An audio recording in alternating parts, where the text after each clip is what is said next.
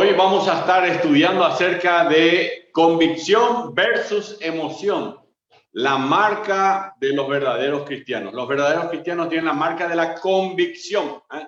Somos hombres y mujeres de convicción, vivimos por una convicción. La convicción de que un día vamos a ver al Dios creador del universo cara a cara allá en los cielos. Vivimos con la convicción de que Él se hizo hombre por medio del Señor Jesucristo y Él pagó el precio de nuestros pecados en la cruz del Calvario. Vivimos por convicción, por eso el autor del libro de Hebreos dice, nosotros no somos de los que retrocedemos. Y además Él vuelve a decir esto, y te hablo a vos justamente que me estás escuchando. Él dice así, y si retrocediere, no agradará a mi alma. Miren, si de verdad querés la bendición de Dios, tenés que agradar al Señor con todo el corazón. El apóstol Pablo decía, de aquí en adelante nadie me cause problemas, nadie me estorbe, porque yo llevo en mi cuerpo las marcas del Señor Jesús. Él no era de retroceder, frente a las circunstancias, frente a los problemas, no retrocedió. Y ninguno de los apóstoles finalmente retrocedieron. Hoy quiero contarles una historia. Cuando era más joven, cuando estaba terminando el colegio, fui al cuartel y me alisté en la aviación. Cuando llegué allí, ellos me calificaron ya para ir a ser paracaidista. Entonces, yo, bueno, voy a probar, vamos a ver si podemos ser paracaidistas. Así que comencé a entrenar y, bueno, comenzamos a hacer saltos simulados ya de aquello de cómo teníamos que caer, teníamos que ponernos así en una posición y esa era la forma de no romper las rodillas, de no romperse nada cuando uno cae, ¿verdad? Entonces, luego cuando nos alzaron comenzamos a hacer saltos de 20 metros después de altura para ver cómo caíamos, de 10 metros de altura para ver cómo caíamos, de 5 metros de altura para ver cómo caíamos.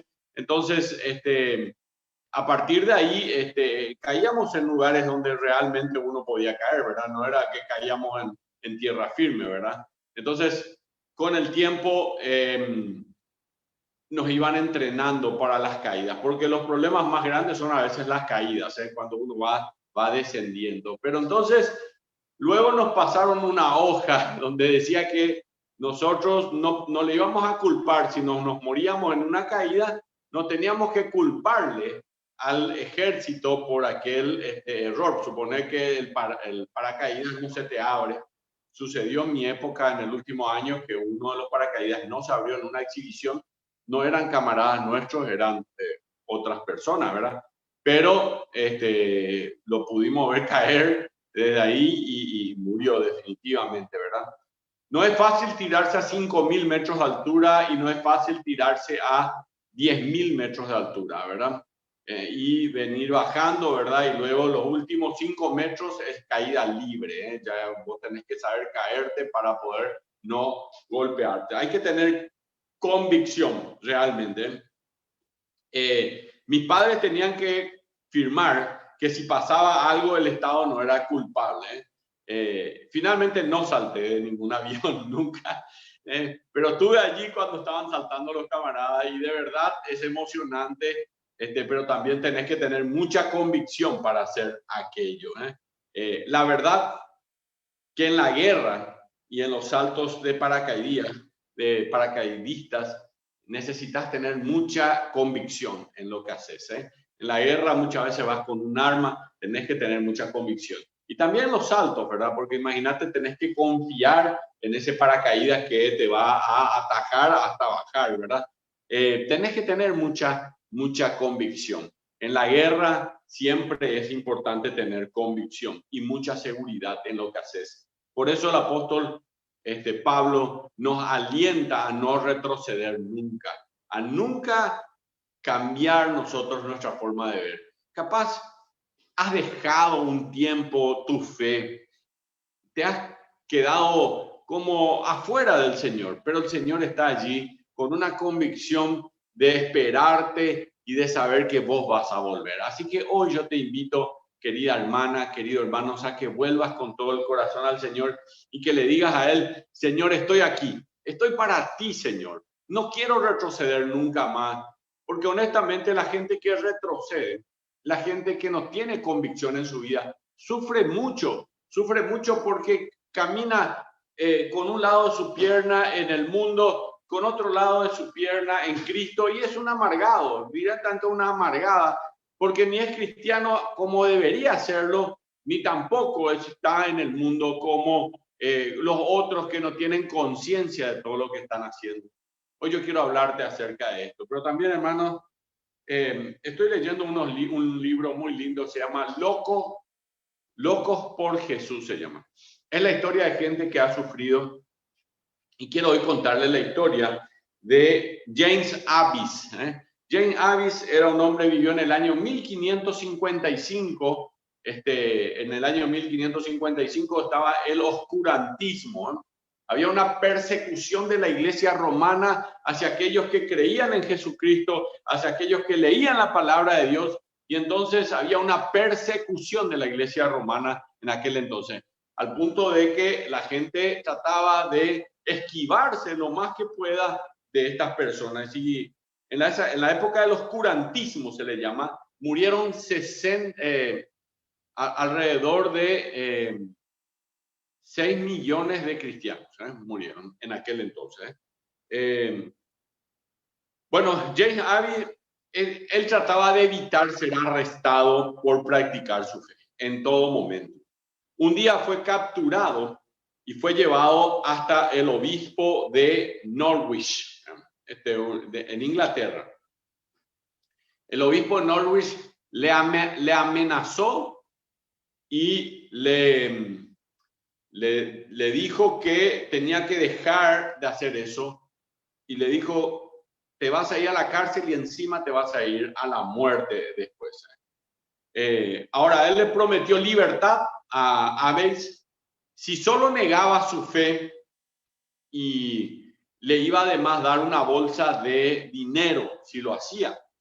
Entonces, Abbess, como no tenía sus convicciones firmes y alguna cosa así ya le podría cambiar, lastimosamente se rindió ante tanta presión. Y yo te quiero decir, hermana o hermano querido, que te rendiste ante la presión de este mundo, de alguna persona, y en tu emoción estás golpeada. Tus convicciones tienen que ser las que te muevan a abrazar de vuelta la fe con todo tu corazón. Una vez que la conciencia de Abyss no le dejaba en paz. Le molestaba terriblemente por lo que él había negado al Señor Jesucristo. Y además haber aceptado el regalo de aquel dinero, es como que vendió su fe. El obispo y su habían quedado muy satisfechos los hombres de él. Pero como él no estaba tranquilo, un día se presentó, volvió nuevamente al obispo, se presentó nuevamente y le dijo, yo no renuncio a mi fe, yo soy un cristiano, yo soy un hombre que amo a Cristo como mi Salvador y lo sigo de corazón, creo en la palabra de Dios. Así que aquel obispo y sus hombres intentaron convencerle nuevamente, pero esta vez James Abyss no cedió. Él no cedió. Abyss se mantuvo firme en sus convicciones y finalmente murió quemado en la hoguera. Este tipo de hombres son los hombres de convicción, a pesar de que primero retrocedió, pero después se volvió a ser un hombre de convicción. Y si vos, querida amiga o querido hermano, ya retrocediste en algún momento, volvé ahora al Señor. Decí, Señor, yo quiero ser hombre de convicción, quiero ser una mujer de convicción verdaderamente. En la noche, antes que Jesús haya sido tomado, esa noche hubo dos personas que también le negaron al Señor Jesús. Uno de ellos fue Judas Iscariote, y ambas personas, entre paréntesis, lloraron aquella noche. Judas lloró ¿Cuál fue la diferencia entre Judas y Pedro? Judas tuvo remordimiento, se apartó de Dios y se juzgó a sí mismo. Él dijo, yo no merezco, yo esto. Él se juzga a sí mismo, no permite que Dios sea su juez y entonces se mata y termina yendo al lugar del infierno. Pedro, el apóstol que también le niega 3 veces al Señor Jesús, se arrepiente y vuelve a Dios y deja que Dios lo perdone. Romanos capítulo 11, versículo 29, el apóstol Pablo dice, irrevocables son los dones y el llamamiento. Querida hermana, querido hermano, recibiste un llamamiento del Señor. Irrevocable, dice la palabra de Dios, son los dones y el llamamiento. Ahora quiero decirte una cosita. Capaz también puede ser un problema en esta hora, que en tu vida, en vez de pedir perdón, en vez de que te arrepientas realmente de corazón, capaz lo que tenés es simplemente remordimiento, como el caso de Judas. Entonces, si esa es tu situación, hoy el Señor Jesucristo te está llamando. Él dice, venid a mí todos los que estáis trabajados y cansados, yo os haré descansar. Y no solamente dice eso, Él dice, he aquí yo estoy a la puerta y llamo, te estoy llamando. Si alguno oye mi voz y abre la puerta, entraré a él. Pero para eso necesitas reconocer que sos pecador. Necesitas reconocer que hay cosas en tu vida que no agradan a Dios. Necesitas decidir, porque eso es el arrepentimiento. La palabra arrepentimiento es metanoia, es cambio de mente. Necesitas decidir aquí en tu mente que lo que estás haciendo mal vas a dejar de hacerlo para ahora en adelante hacer lo que está bien. Eso es arrepentimiento, eso es lo que hizo Pedro y eso es lo que le llevó al cielo, pero no lo que hizo Judas. Judas tuvo remordimiento, entonces él realmente terminó en el infierno.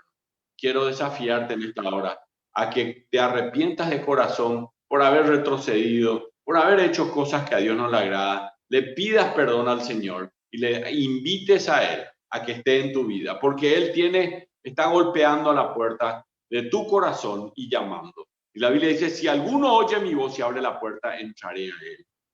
Te invito en esta hora a que ahora hagas conmigo una oración. Llegó el momento de la verdad. El Señor Jesucristo te está escuchando y quiero que le digas a Él así. Quiero que cierres tus ojos, cierra tu ojo, inclina tu rostro y le digas así. Señor Jesús, muchas gracias con el corazón te damos porque un día moriste por mí en la cruz del Calvario. Y hoy, Señor, me arrepiento de corazón por aquellas cosas que hice que no te agradan, Señor, que no estás de acuerdo, que contradicen tu palabra y que son pecados. Perdóname por mis pecados. Te pido perdón, Señor. Y hoy abro la puerta de mi corazón. Estoy cansado, Señor, de ir contra ti. Y hoy abro la puerta de mi corazón porque quiero que, como dice tu palabra, que aquellos que creen en ti, de su interior correrán ríos de agua viva. Quiero que haya ríos de agua viva en mi vida, Señor, para que pueda volver a sentir tu amor, para que pueda volver a sentir la alegría, el gozo que viene de aquellos que son hijos tuyos. Yo quiero ser un hijo tuyo de verdad, Señor. No quiero simular, quiero ser uno de verdad. En el nombre de Jesús, nuestro Señor y Salvador. Amén. Hoy, si tomaste esta decisión, va a haber alegría ya esta mañana, ya en tu corazón, ¿eh? Y esa alegría se va a ir transportando durante el día. Y escribinos algo ahí entre los comentarios diciendo, yo oré al Señor, nada más ponerlo así. Ya nosotros vamos a intentar después comunicarnos contigo, ¿eh? La pregunta de hoy es, ¿alguna vez se preguntó para qué voy a la iglesia? ¿Para qué voy a la iglesia? De hecho, alguna vez te preguntaste por qué haces lo que haces y por qué no haces las cosas que no haces. Una pregunta profunda, ¿eh? Hace lo que hace para estar en sintonía con los demás y sin pensarlo tanto, tipo, hago nomás yo, ni pienso esto. Ahora yo le pido, no le voy a pedir que derriben las cercas que han construido alrededor, porque hay veces que hacemos cosas porque así aprendimos, nada más que por eso. Un autor del libro contó que cuando le tocó ir a una boda y escuchar los votos, la pareja que se casaba había escrito sus propios votos, ¿verdad? Un poco diferentes a los tradicionales. Y en vez de decir, voy a disfrutar contigo hasta que la muerte nos separe, ellos dijeron, voy a disfrutar contigo hasta que el amor dure. Bueno, por esta razón muchas veces ya existen en algunos lugares del mundo, no sé si acá en Paraguay, donde alquilan los anillos de bodas. El mío ya tiene 32 años, donde alquilan los anillos de boda. ¿Qué prometiste y qué creíste? Es la pregunta hoy. ¿Qué prometiste? ¿Por qué escogiste vivir, trabajar y vestirte, entretenerte, leer las cosas a la manera que haces realmente en tu vida? Bueno, existen principios y esos principios muchas veces son resultado de lo que pasó antes en tu vida. Miren, sucede muchísimo, y conozco en la iglesia también, en nuestra iglesia, de muchos estudiantes que cuando pasan a la etapa universitaria abandonan totalmente la fe. Dejan pasar el tiempo, ni bien salen del corral de su familia, la respuesta es que a su fe es ignorada. Y en realidad, quiero decirte algo, querida amiga, querido amigo, que estás ahí en el colegio, que estás por terminar, o que ya terminaste el colegio y que estás un poco apartado del Señor. En realidad, estás viviendo capaz la fe de tus líderes. Podría ser que hayas estado viviendo la fe de tus padres también, pero no es tu propia fe. Entonces, la pregunta hoy es, ¿tu vida está basada en convicciones o están basadas en condiciones? Capaz tenés condiciones para servir al Señor. ¿Es la palabra de tus padres o es una experiencia, una convicción personal? Quiera yo, como un siervo tuyo, que tus convicciones sean personales y no la convicción de tus padres.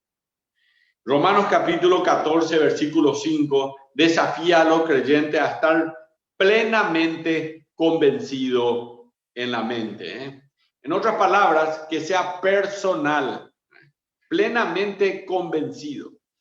Así que me gustaría agregar otro principio al crecimiento al estudiar el capítulo de Romanos. Otro principio. Así que vamos al siguiente slide, la diapositiva. Se trata del principio de convicción.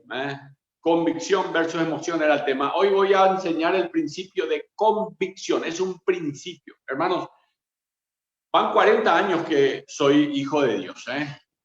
Y tenés que vivir una vida de convicción. Tenés que realmente vivir por convicción, sabiendo que Dios realmente existe y las cosas son así. Hasta ahora hemos tratado, y ahí ustedes pueden ver en la diapositiva, este principio de protección, es decir, aceptar y animar a los creyentes más nuevos y débiles en la fe. Ese es el principio de protección. Romanos capítulo 14, versículo 1 al 3, nos habla acerca de esto. Me parece muy fascinante ver la manera y con claridad los temas grises. No es mirando nuestra propia vida, sino fijarnos de cuidar la vida de los otros también. El segundo principio que vimos fue el principio de reputación. Vivir para que otros vean en nosotros el sello del verdadero carácter de Cristo, el carácter santo de Cristo, el principio de reputación. Pueden ir contra vos todo lo que quieran, pero como vos tenés una vida santa, tenés las verdaderas marcas del Señor Jesucristo, no te van a poder nunca doblegar. El tercer principio que estuvimos viendo es el principio de consideración. Es decir, formar no un equipo de demolición, sino un equipo de construcción para edificar la vida de nuestros hermanos en la fe. Esto es lo que estuvimos viendo hasta aquí. Así que hoy vamos a ver el principio de convicción. Vamos al siguiente diapositiva. Ahora Pablo profundiza un poco más y nos da unos desafíos más serios a los creyentes débiles y jóvenes en la fe y también a los creyentes maduros. Miren lo que dice Romanos capítulo 14, versículo 22, que hoy vamos a tocar dos versículos. Romanos 14, 22 y Romanos 14, 23. Poderosos versículos de la palabra del Señor. Y dice así: ¿tienes tu fe? Me puedo quedar en este versículo y darle un estudio sobre esto. ¿Tienes tu fe? Y sí, un poco, sí, pastor, más o menos. No, la pregunta de Pablo es: ¿tienes tu fe? Imagínense, en la época de Pablo, vos podrías morir por culpa de esa fe. No es hoy la situación. Tenla para contigo delante de Dios. Esto se puede traducir: la fe que tenés, tenela con tu convicción propia ante Dios, una convicción tuya, propia, ante Dios. Tenela con esa convicción, nada más. Se trata de un clamor por humildad y respeto. Miren, los creyentes maduros no tienen que andar enderezando al resto de los creyentes. No es trabajo nuestro enderezar a todos los creyentes. No, no es así. En la época de Pablo, cuando una persona creía firmemente en algo, todo el mundo lo sabía. Por ejemplo, había demostraciones de esas cosas. Por ejemplo, la gente salía a orar públicamente. Cuando ellos ayunaban, todo el mundo se enterraba. La gente hacía muy pública su fe. Miren lo que dice Mateo capítulo 6, versículo 1. Dice: guardaos de hacer vuestra justicia delante de los hombres para ser vistos por ellos. No hagan esto para ser vistos por ellos.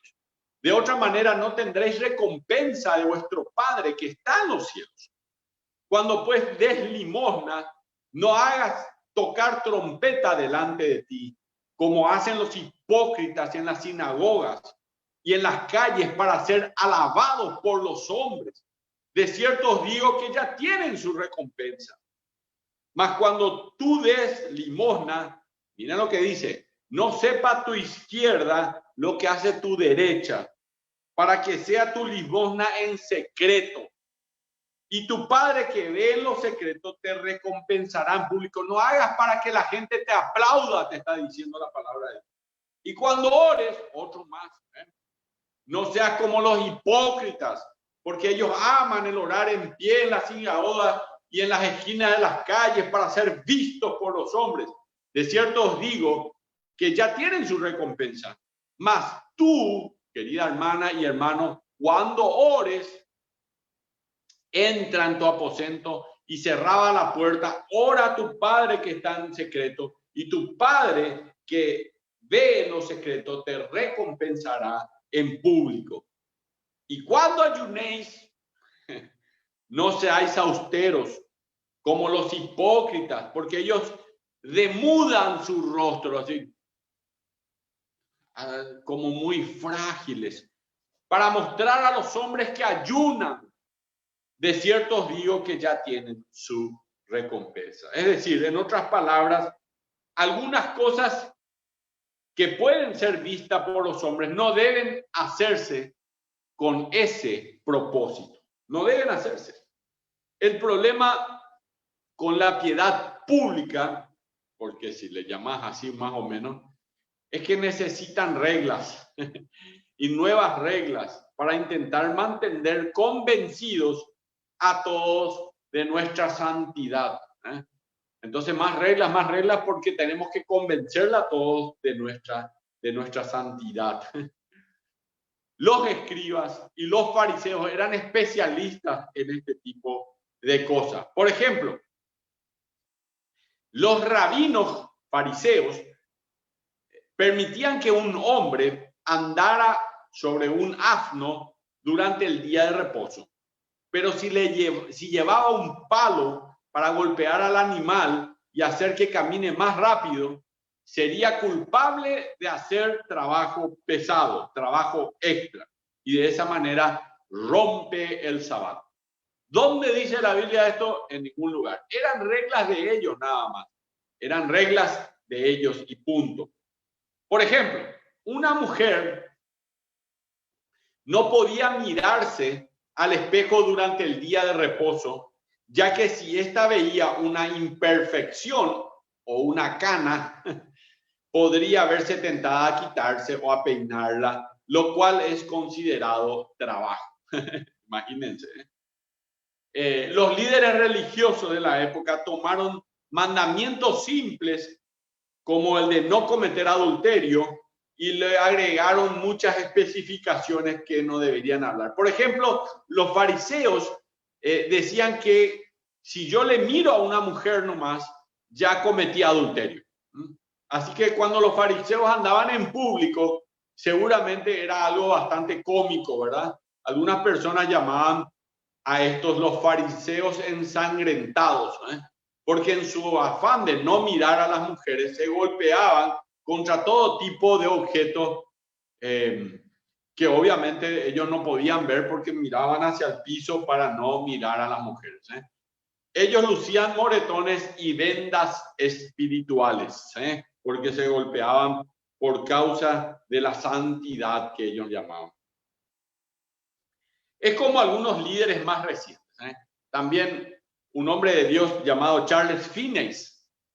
Charles Finney, un gran evangelista, por ejemplo, no bebía café o té e insistía en el colegio que él fundó, el colegio de Oberlin, que debían prohibir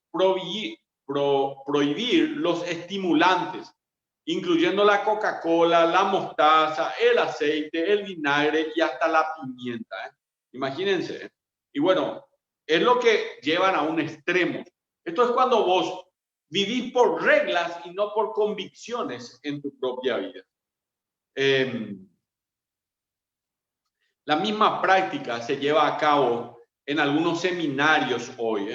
Por ejemplo, en algunos lugares y en la época en que yo estudiaba la palabra de Dios en la iglesia donde yo asistía, se veía muy bien que, por ejemplo, se haga una vigilia y que vos estés allí orando, y que, por ejemplo, a la reunión de oración tenías que venir. No importa que estaba todo mal. Y si además de venir a la reunión de oración, también te ponías de rodillas, ese es la marca de que vos eres un hombre espiritual y que eres santo ya. Y no es así, porque esas son cosas externas. Y la verdad que lo que hay en tu corazón puede ser muy diferente a lo que estás haciendo externamente. Puede ser muy diferente. Esta es la misma práctica que hoy sucede en muchas cosas. Una vez un hombre que vio esto, observó aquella situación y que estaba él en un seminario, veía que sus jóvenes se iban al seminario porque le veían a él ir a orar cada mañana temprano. Así que él se iba como a las 5:30 de la mañana y también se iban los otros a las 5:30, porque si el pastor principal hace esto, nosotros también tenemos que hacerlo, debe ser por algo, así que hay que hacerlo con una convicción que no sabían por qué hacían lo que hacían, pero no importa. Entonces un día él se paró en el púlpito y dijo así: quiero decirle unas cositas, y para que todos sepan, yo cada mañana me despierto a las 3 de la mañana. Así que todos se miraron, eso es lo que tenemos que hacer. Despertamos a orar ya a las 3 de la mañana. Se quedó en silencio, le miró la cara a todos y después dijo: luego de salir del baño, me acuesto a dormir nuevamente. Y un poco es así. No hacemos las cosas por convicción, sino porque a veces pensamos que lo que hacemos está bien. Y Pablo está atacando esto. Tenemos que hacer las cosas por convicción, por saber lo que dice la palabra de Dios y no por una cuestión de emoción o porque alguien nomás nos dijo. Pablo le está diciendo a los creyentes en Roma, hay algunas cosas de las que nunca quedarán convencidas y estas deben permanecer entre ustedes y Dios. Para estos creyentes del siglo I, hubiese sido natural que el liderazgo de los fariseos, por ejemplo, el tener convicciones personales en cuanto a algo de la Biblia que la Biblia no menciona.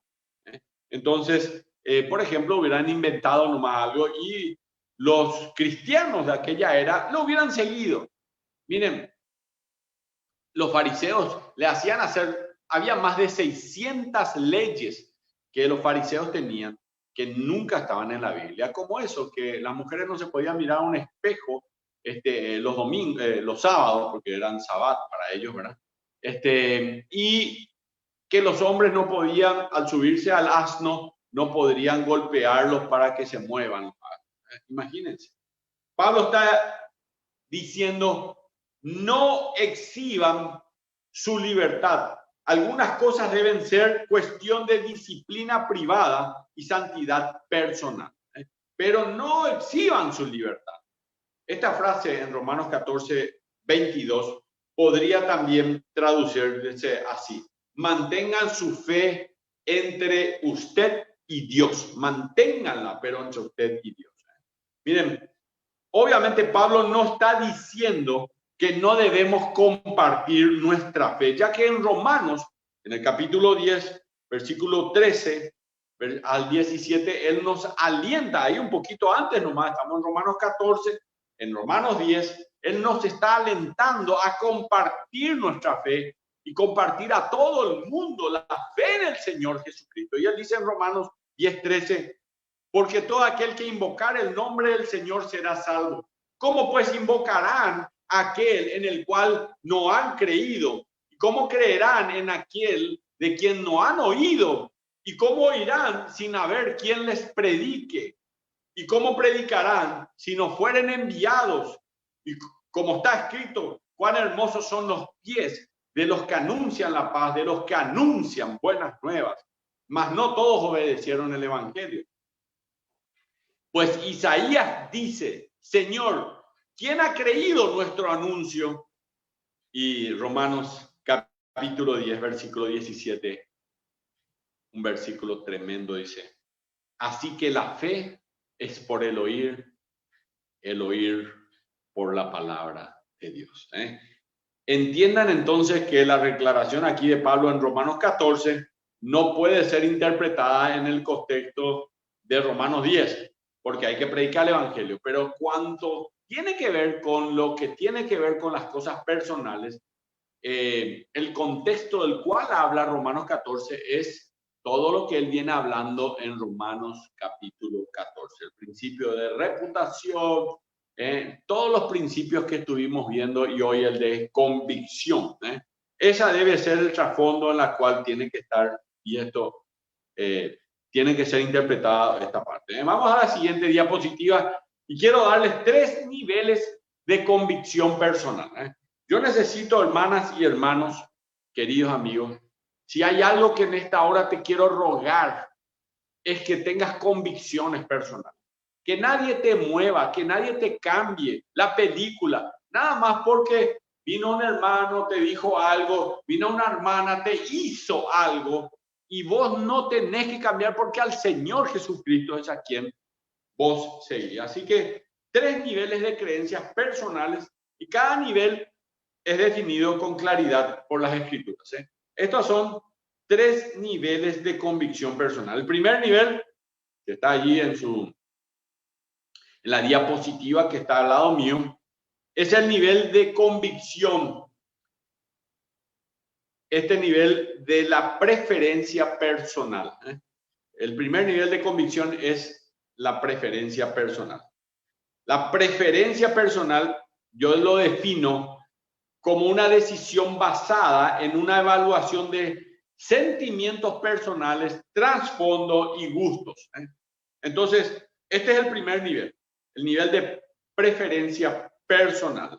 Si bien la Biblia puede no pronunciarse en cuanto a algún tema, usted tiene seguridad personal al estar en comunión con Dios y leer su palabra que está haciendo lo correcto. A lo mejor no dice nada la Biblia sobre eso, pero vos estás seguro que estás haciendo lo correcto.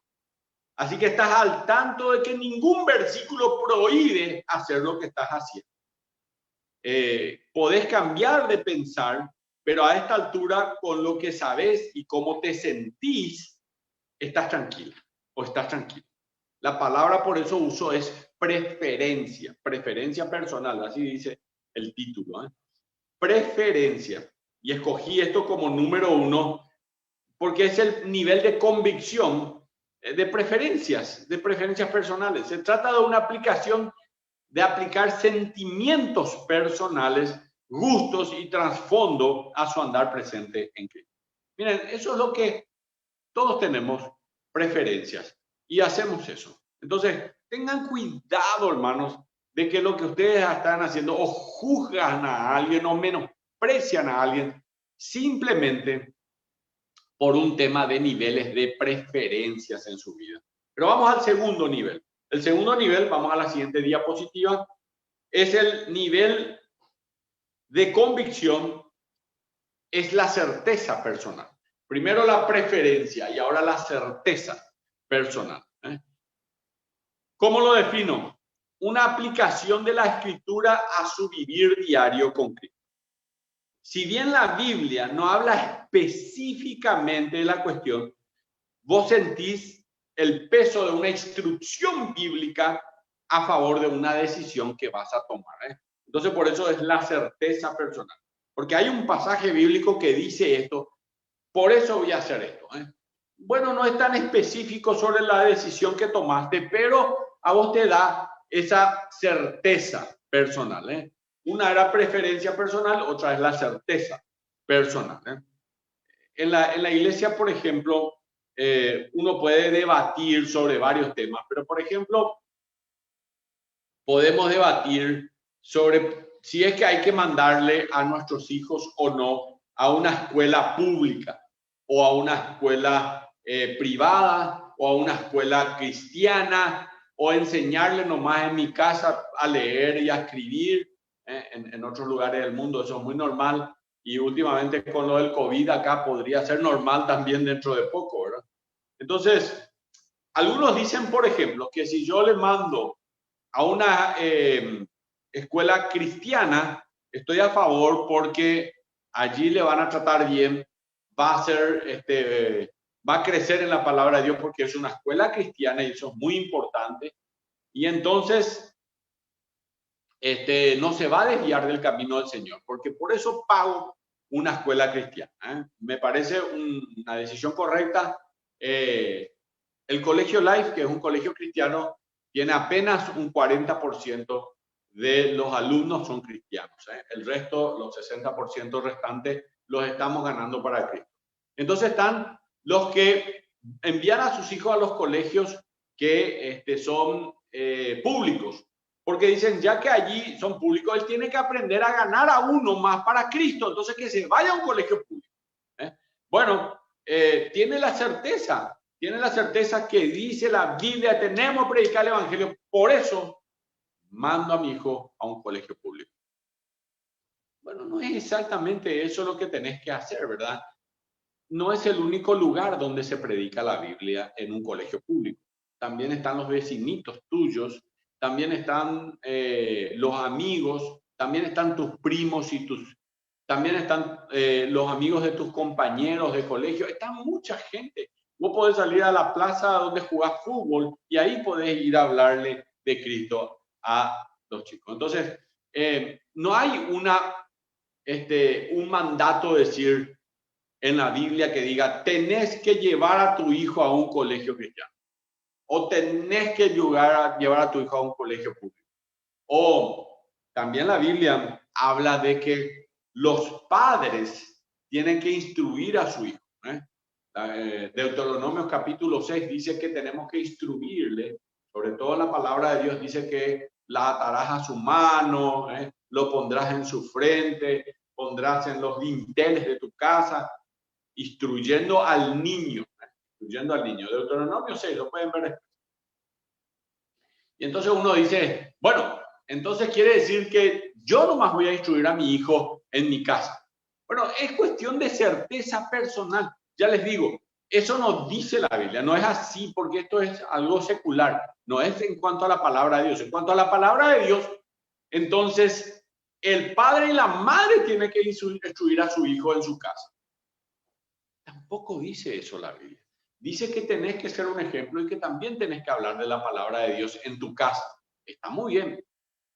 Pero ¿para qué habría la iglesia entonces si vos vas a aprender en tu casa nomás?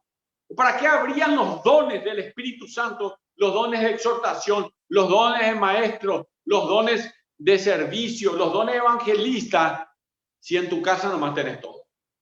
No, para eso está la iglesia también.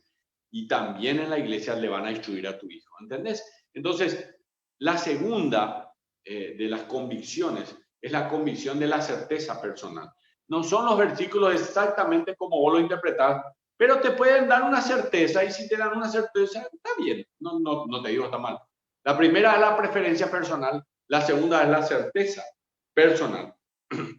Y vamos a ir a la tercera. La tercera diapositiva, vamos a pasar a la tercera.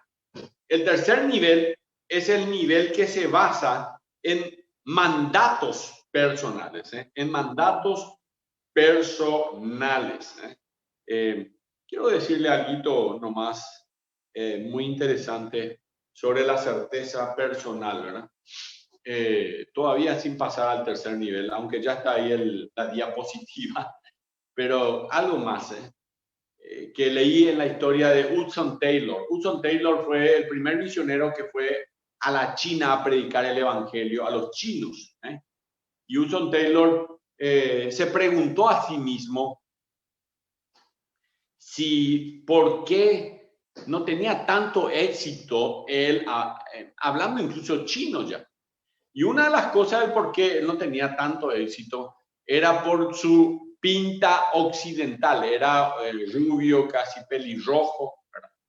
Entonces un día Hudson Taylor, pueden buscarlo después en Google, a Hudson Taylor, un gran hombre de Dios, pero de los grandes, ganó a China para Cristo prácticamente, increíblemente, aunque hoy están metidos con el nacionalismo y son más musulmanes que otra cosa, pero también hay muchos cristianos y muy fieles en China. Hudson Taylor un día decidió, porque la Biblia dice, y hay un pasaje en las Escrituras que dice, el apóstol Pablo dice, a todos me he hecho de todo para que de todos modos salve a algunos. Entonces él dijo, yo me tengo que parecer más a los chinos. Así que no podía alargar su ojo porque para parecerle a los chinos no había caso. Entonces, ¿qué hizo él?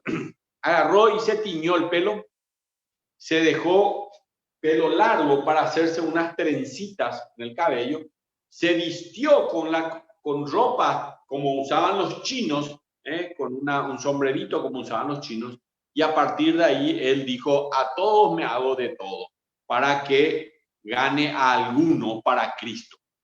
Y él comenzó a hacer eso. Bueno, ¿qué pasó? En Inglaterra, de donde le habían apoyado, le quitaron el apoyo por hacer eso, su apoyo financiero, ¿verdad?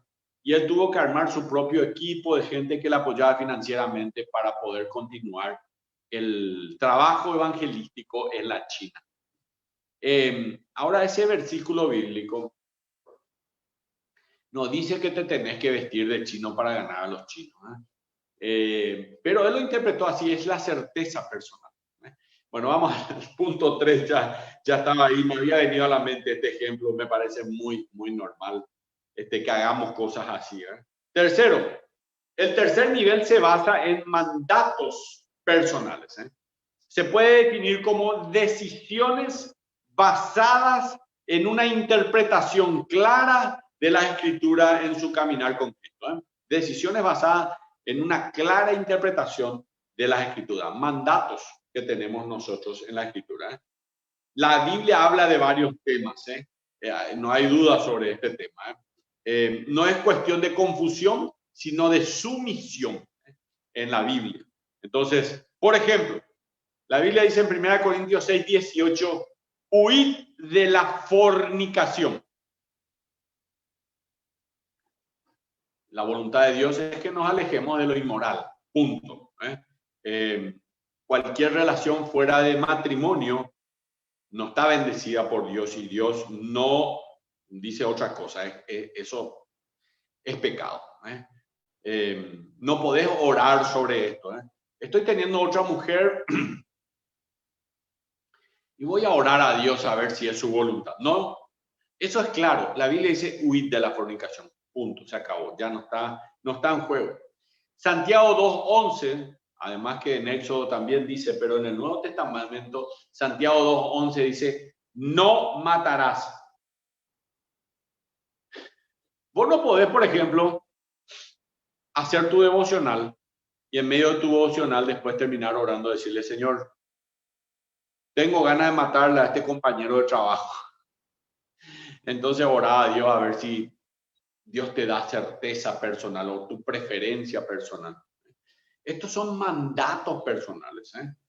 Otro, por ejemplo, tenga un espíritu agradecido. Filipenses 4:6. 1 Corintios 16:2. De dar con gozo a Dios. Dios ama al dador alegre, porque Dios te va a prosperar si es así. Efesios 4:26. No permita que el sol se ponga sobre vuestro enojo. Es que no vaya a dejar que el sol se ponga sobre tu enojo. Efesios 5:3. No seas avaro. Romanos 13:2. Viva honestamente. 1 Corintios 10:10.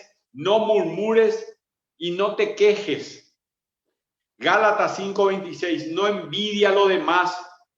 Hebreos 10:25. No te dejes de reunir como algunos tienen por costumbre. No lo hagas.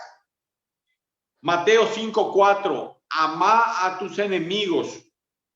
1 Juan 2:15. No ames al mundo ni las cosas que están en el mundo. Efesios 4:31. Quítese. Efesios 4:31. Quítese de vosotros toda amargura. Quítese toda amargura, enojo, ira, gritería. Quítese maledicencia y toda malicia. Quítese de vosotros. No sé si vas a ir a preguntarle en una oración a Dios por esto. Él te va a decir, lee Efesios 4:31, ahí está la respuesta. Hay algo en estos versículos para cada uno de nosotros. Uno nunca tiene que orar a Dios para ver cuál es la voluntad de Dios en estos temas, al igual que todos los mandatos en el Nuevo Testamento, que probablemente son más de 1000 mandatos. Así que hice una lista de una investigación interesante acerca de mandatos claros que debemos obedecer sacados del Nuevo Testamento. Y algunos, hay por ejemplo, 7 cosas de las cuales abstenerse de toda especie de mal, abstenerse, hay varias cosas. 7 cosas que hay que evitar, 3 cosas que debemos pedir, 14 cosas de las que tenemos que estar alertas, 5 cosas que tenemos que improvisar, 6 cosas que debemos honrar y 6 cosas en las que no tenemos que despojar, que nos tenemos que despojar. La implicación de todo esto que les cuento es obvia.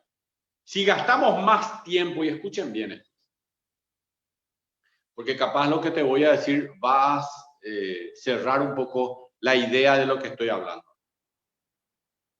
Si gastamos más tiempo obedeciendo lo que la Biblia dice, vamos a pasar menos tiempo agonizando sobre las cosas que la Biblia no dice. Entonces te vas a preguntar, ¿significa esto que puedo hacer cualquier cosa que la Biblia no diga específicamente? No. Mira lo que dice Romanos 14:23. Hoy vemos 2 versículos, 22 y 23. Ahí va el 14:23.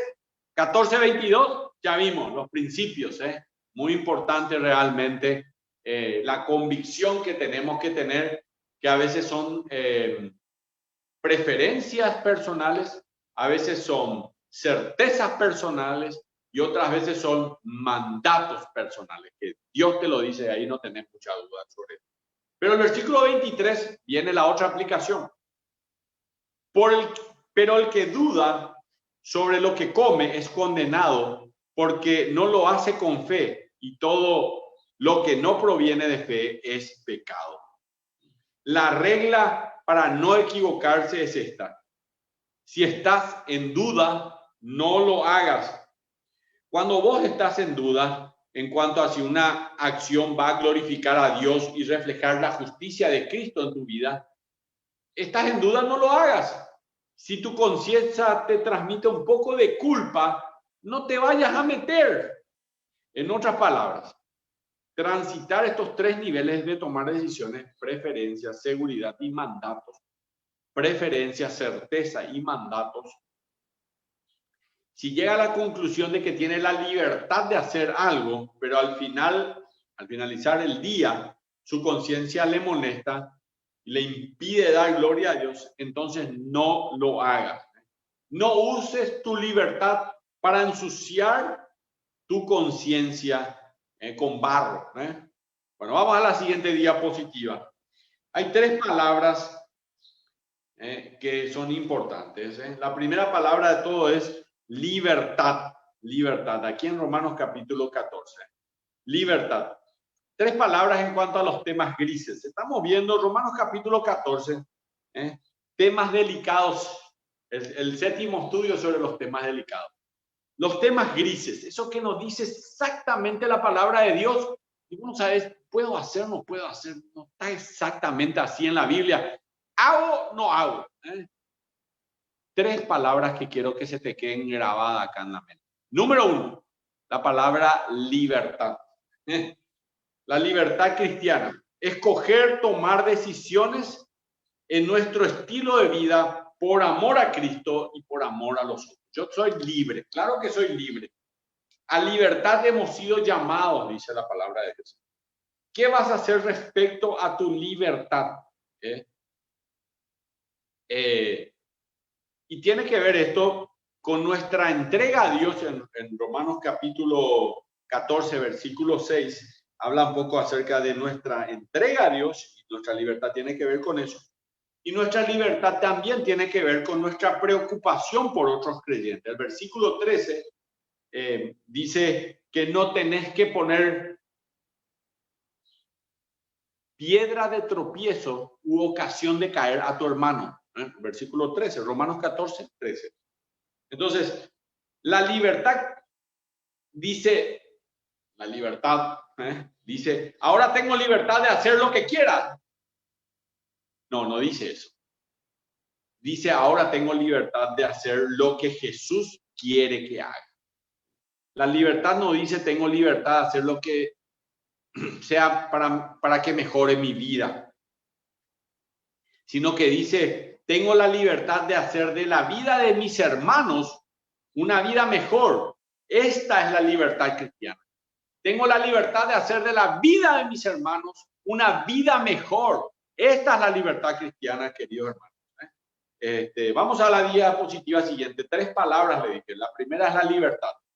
Ahora ya entienden esa palabra libertad a qué se refiere. La segunda palabra es el legalismo. Son dos extremos en la libertad bíblica. Uno de los extremos se conoce como legalismo. Cuando uno es legalista, esto sucede cuando una persona escoge obedecer códigos externos para poder así ganarse el favor de Dios y de los otros. El problema trágico del legalismo es el creer que la aprobación de Dios debe ganarse siguiendo una lista de reglas en áreas en las que Él no dijo que esas son las reglas para agradarle a Dios. El legalismo, escucha lo que te voy a decir, el legalismo es absolutamente externo. Es posible cumplir con todas las reglas, pero estar lejos de Dios. Y también es posible romper todas las reglas y estar, claro, lejos de Dios. Lo que hace el legalismo que sea malo no son las reglas. Puedo garantizarle, por ejemplo, que su empleo tiene ciertas reglas, seguro, ¿eh?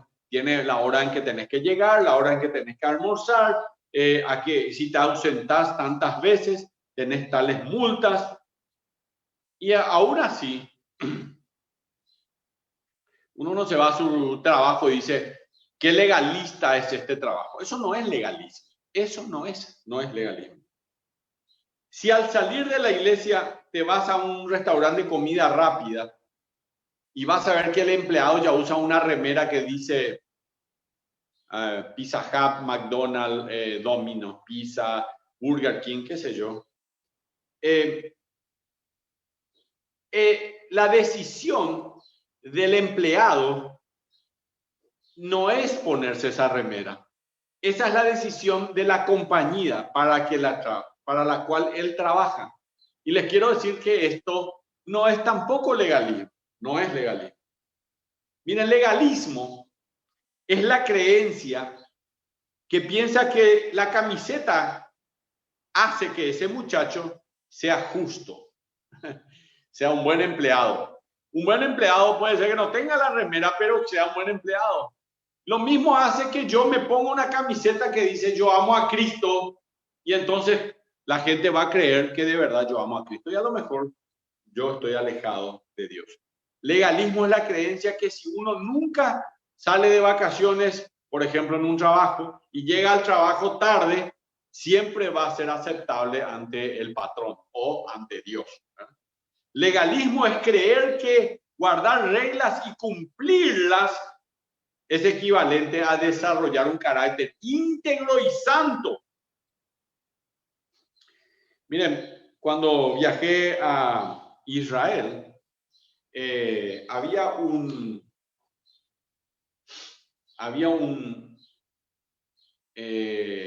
ascensor en el hotel que decía que es para solo judíos. Desde luego nunca me subí a ese ascensor, ¿verdad? Este ascensor era un ascensor especial de los días sábados, porque en los días sábados los judíos venían también a comer a ese hotel. Ese ascensor no tenía unos botones, solamente vos entrabas, no hacías nada. Se cerraba la puerta, no hacías nada. Y solo se subía hasta donde estaba el restaurante y se abría solo, no hacías nada y vos entrabas ahí. Eso no está en ningún versículo de la Biblia que los hoteles deben tener ascensores sin botones que se muevan solo, porque o si no, eso es legalismo, justamente, eso es legalismo. Bueno, los budistas tienen 212 reglas de Buda para cumplir. Por ejemplo, una de las reglas, muchas son muy tontas estas reglas. Las mujeres están diciendo seguramente que eso es mirarse al espejo. Y son las reglas muy tontas, dicen. Pero por ejemplo, los budistas, el otro eran los fariseos, pero estos son los budistas. Los budistas, por ejemplo, dicen que el hombre, y sobre todo los que están en los monasterios, no tiene que comer ya a la tarde, que a la mañana puede hacer su comida, comer, pero a la tarde ya no pueden comer. Pero como los budistas en un monasterio, digamos, encontraron una trampa. Entonces, ¿qué hacen ellos? Ellos entonces agarran y cuando se está acercando las 12, agarran y dejan en la manecilla del reloj en las 12 y paran el reloj hasta que terminan de comer. Porque si no van a romper la regla de comer después de las 12. Y eso está mal. Y eso sí es legalismo, ¿entienden? Entonces siempre echa la ley, echa la trampa. Y es así en este caso. Ese es el legalismo, hermanos. Vamos a la siguiente diapositiva. El otro extremo de la libertad que debemos eludir es el libertinaje. Libertinaje es cuando una persona escoge manipular lo que sea para poder agradarse a sí mismo. Manipular lo que sea para agradarse a sí mismo, sin tener en cuenta a Dios y a los demás. El libertinaje es ni más ni menos una licencia para pecar. La Biblia no te permite bajo ningún caso pecar bajo alguna licencia, ningún caso. Romanos 6:1, ¿qué pues diremos? ¿Perseveraremos en el pecado para que la gracia abunde? Es decir, podemos tirar por la ventana todo lo que nos limita. Pablo responde con un continente, con un fuerte de ninguna manera, contundente de ninguna manera. Pedro, el apóstol Pedro escribió en 1 Pedro 2:16, como libres, pero no como los que tienen la libertad como pretexto para hacer lo malo. Pablo advirtió en Gálatas, no uséis la libertad como ocasión para la carne, sino servíos por amor los unos a los otros. Miren, hermanos, la libertad está interesada en influenciar. ¿Escuchaste bien? La libertad está interesada en influenciar. El legalismo está interesado en imitar. Y el libertinaje está interesado en el placer. El libertinaje es un desprecio por las reglas de conducta. El libertinaje es lo opuesto al legalismo. El libertinaje es muestra de arrogancia, de orgullo, destruye vida, lastima el testimonio en Cristo y arruina la pureza de la iglesia. Así que mientras usted explore distintos temas grises, evite los extremos del legalismo y del libertinaje. Disfruten de la libertad en Cristo, la cual busca la gloria de Dios y el avance de la iglesia por sobre todas las cosas. Hace poco leí también una historia, y ya voy terminando, hermanos. Leí una historia acerca de un pequeño país llamado Laos. Es un país asiático que está al lado de Vietnam. Vietnam es más conocido. Miren, había un problema para establecer los límites entre el país de Laos y el país de Vietnam y para la cobra de los impuestos. Sin embargo, las decisiones de las personas hacían que las cuestiones fueran mucho más sencillas. Para saber quién era de Laos y para saber quién era de Vietnam era fácil. La gente de Laos comía arroz de granos pequeños, construían una casa elevada del suelo, su casa era arriba del suelo, y la decoraban con serpientes. Los vietnamitas comían arroz en granos largos, construían sus casas en el suelo y las decoraban con dragones. Entonces era muy fácil poder cobrarles los impuestos a eso. Cada persona pagaba el impuesto según los valores que habían adoptado en su forma de vida y que lo ligaban a su país. Entonces, tus valores pueden estar basados en certezas personales, tus convicciones pueden estar basadas en preferencias personales o pueden ser mandatos personales, los mandatos de la palabra de Dios. Tu libertad tiene que estar siempre en el medio del libertinaje y del legalismo. En ninguno de esos extremos nunca te muevas. Esas son las marcas del creyente. Esas son las convicciones del Hijo de Dios. Hace las cosas por convicción, porque él entiende la palabra de Dios. Y quiero irme a una conclusión. Vamos a la última diapositiva. En la conclusión, nuestras elecciones y convicciones van a reflejar los valores que realmente apreciamos. Como los hombres de Laos y de Vietnam. se refleja lo que realmente apreciamos. Nuestras convicciones revelan el reino o el país al cual nuestro corazón pertenece. Y hoy, ¿cuál es el reino al cual pertenece tu corazón? Capaz algunos hoy están con el Rey Fútbol, porque esta tarde hay un partido clásico. Y además van a poner convicciones en eso, van a poner entusiasmo en eso, van a poner fe en su equipo, pero lo que necesitas para vivir, para la gloria de Dios, capaz no te genera el mismo entusiasmo, no tenés la misma convicción y no tenés la misma fe que quizás tenés en tu equipo de fútbol. Jane Abbas, aquel hombre que murió en la hoguera,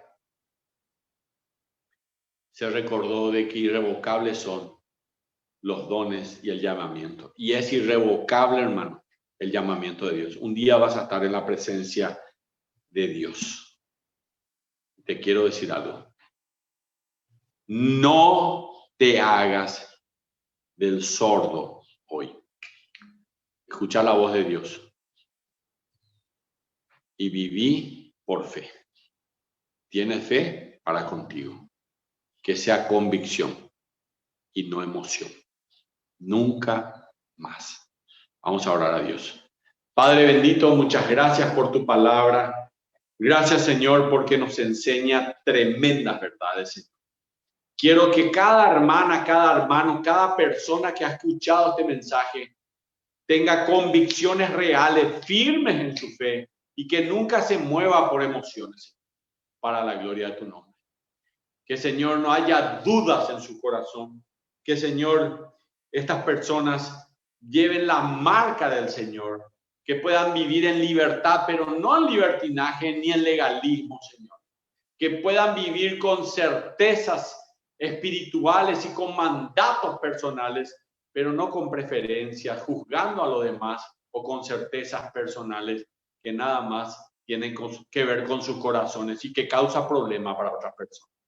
Alabado sea tu nombre. Muchas gracias de corazón por tu palabra. Gracias por tu enseñanza de hoy. El desafío, Señor, es que la pasión que vamos a poner por el fútbol no sea nada al lado de la pasión y la convicción de nuestra fe. En el nombre precioso del Señor Jesús. Amén. Dios le bendiga. Vamos a escuchar ahora a los niños unos minutos más y nos vemos ya la otra semana también con algo más de la palabra del Señor. Adelante, Sergio.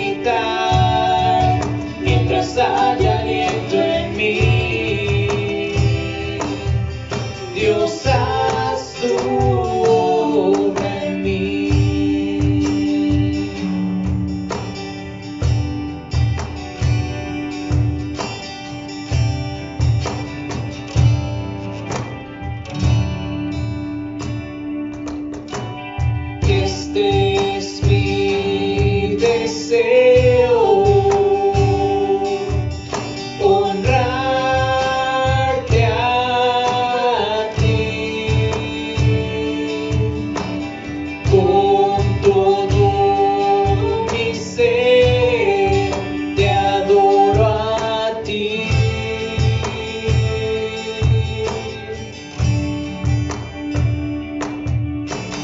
Con todas mis fuerzas te alabaré.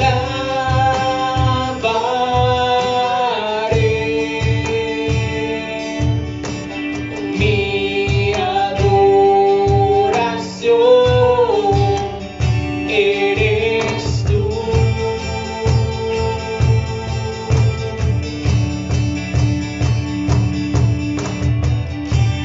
Dios, te rindo mi ser, te doy mi corazón. Yo vivo para ti en cada palpitar, mientras haya aliento en mí. Dios, haz tu obra en mí. Dios, te rindo mi ser, te doy mi corazón. Yo vivo para ti en cada palpitar, mientras haya aliento en mí. Dios, haz tu obra en mí. Dios, haz tu obra en mí. Dios, haz tu obra en mí.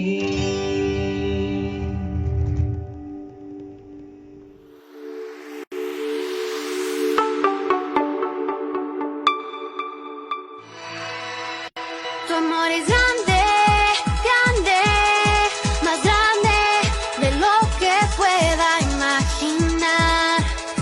Tú eres real. Tu amor es grande, grande, más grande de lo que pueda imaginar. Tú eres real. Quiero recibir hoy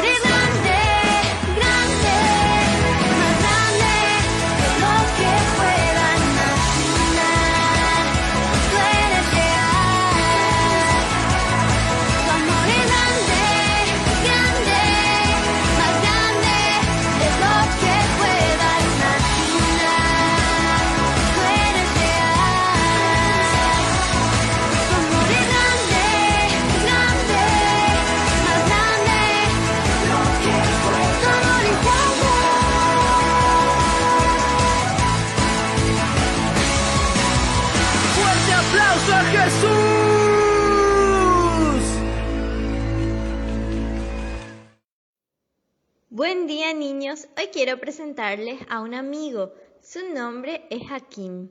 Hakim tiene 7 años y vive en Nigeria. Nigeria es un país que está en el continente de África y es muy hermoso. Está lleno de árboles, animales y ríos. Hakim y su familia conocen y aman mucho a Jesús y ellos tienen en su corazón el deseo de que también otros lo puedan conocer. Allá en Nigeria no hay tantas iglesias y muchas personas no han escuchado nunca hablar de Jesús. Hakim tiene un hermoso sueño. Cuando sea grande, él quiere ser doctor y también un misionero para poder ayudar a todas las personas que necesitan salud para su cuerpo y para su corazón, hablándoles de Jesús. Ser un misionero o misionera es hablar a otros de Jesús. Es ser las manos de Dios para alcanzar a los que lo necesitan y no lo conocen. Algunos misioneros viajan a lugares como Nigeria, India o China, donde hay muy pocas iglesias y muchas personas que no conocen a Jesús. Hakim quiere ser un misionero porque quiere hablar a las personas de Jesús. Y también, si es un doctor, él va a poder ayudar a las personas enfermas que no tienen hospitales ni doctores cerca. Pero quiero contarte que vos y yo también podemos ayudar orando y hablando a nuestros amigos de Jesús. Nosotros también podemos ser misioneros. Hakim me enseñó una lección que quiero compartir con ustedes también hoy. Así como a vos, Hakim ama mucho a los animales. En Nigeria y en todo el mundo existen millones de animales y quiero contarte algo muy interesante sobre alguno de ellos. ¿Sabías que las mamás leopardo, cuando van a cazar, esconden a sus cachorros en los arbustos para que estén seguros? Las gorilas son muy cariñosas, tanto que preparan camas con las hojas y les gusta mucho mimar a sus bebés. La foca de Groenlandia puede llegar a reconocer a su bebé aunque hayan cientos de bebés igualitos, pero ella los reconoce por su olor. Los bebés canguros se quedan en el saco de su mamá cada vez que sienten miedo. Y los pulpos tienen muchísimos huevos, pero la mamá no se mueve de su lugar hasta que todos sus bebés salen del cascarón. Esta clase de amor y protección de una mamá por sus hijos es muy frecuente en la mayoría de los animales.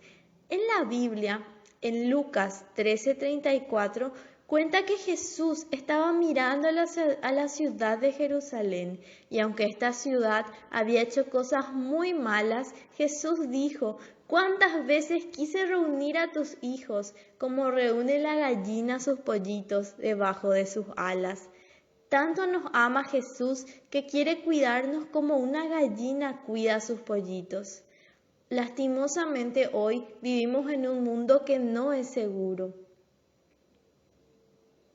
Escuchamos y vemos cosas a nuestro alrededor, en la televisión, o escuchamos a las personas mayores hablar de todas las cosas tan horribles que están pasando en el mundo.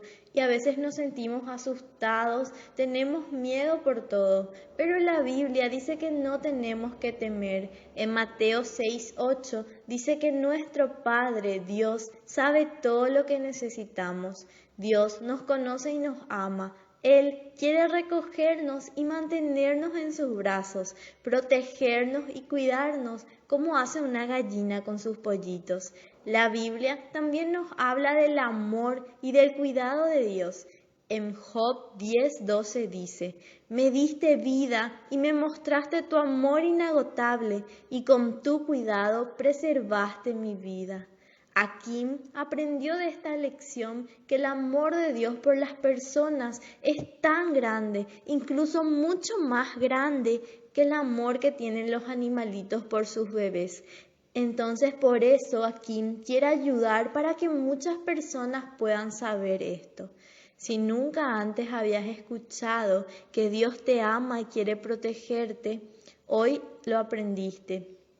Y la muestra más grande del amor de Dios fue que Él envió a Jesús a morir en la cruz en nuestro lugar. Jesús derramó su sangre para que nosotros podamos tener el corazón limpio de nuestros pecados. El pecado nos había contaminado tanto el corazón, así como el pecado está contaminando el mundo y está haciendo que muchas personas sean muy malas y crueles. El pecado destruye todo lo que toca.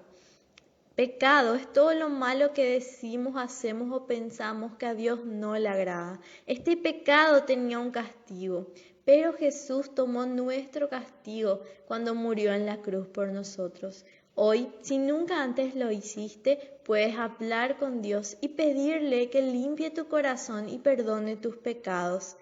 Y si ya lo sabías, te animo a que seas como Akim y tengas el valor de hablarle a otros de Jesús. Y mientras no puedas ver a tus amigos, porque ahora no podemos salir a jugar o ir a la escuela, puedes estar orando por cada uno de ellos para que puedan conocer a Jesús. Deseo que esta semana sea súper hermosa y que no te olvides de estar orando por todos tus amigos que no conocen a Jesús. Hasta el próximo domingo.